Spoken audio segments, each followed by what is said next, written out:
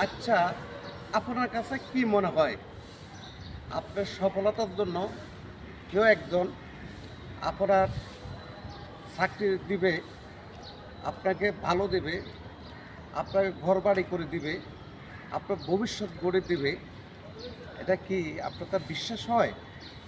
না, এটা হচ্ছে আপনাকে আশ্বাস দিতেছে।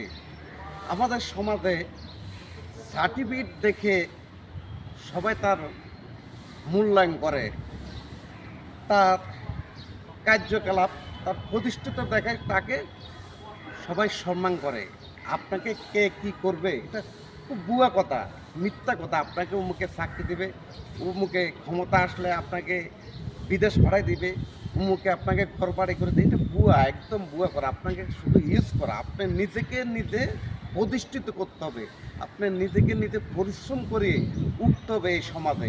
আপনাকে যদি নিজে ভাত না খান, কেউ আপনাকে খাওয়াই দিবে না। সেম, আপনাকে কর্ম করে এই সমাজে প্রতিষ্ঠিত হবে, তখন আপনাকে সবাই মূল্যায়ন করবে। কে কি করবে এই জগতে, কেউ ভাই নিজের আপন ভাই ভাইকে করে না, ছেলে বাপেকে করে না, বাপে ছেলেকে করে না। একটা সীমাবদ্ধতা থাকে, তার মধ্যে করে। যখন আপনি প্রতিষ্ঠিত হবেন, তখন পড়ালেখা করবেন, আপনার তখন নিজেকে নিজে করতে হবে।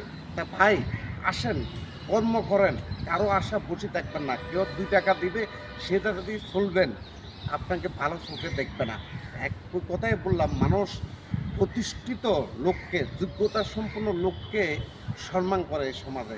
ভালো থাকবেন, সুস্থ থাকুন। আসসালামু আলাইকুম।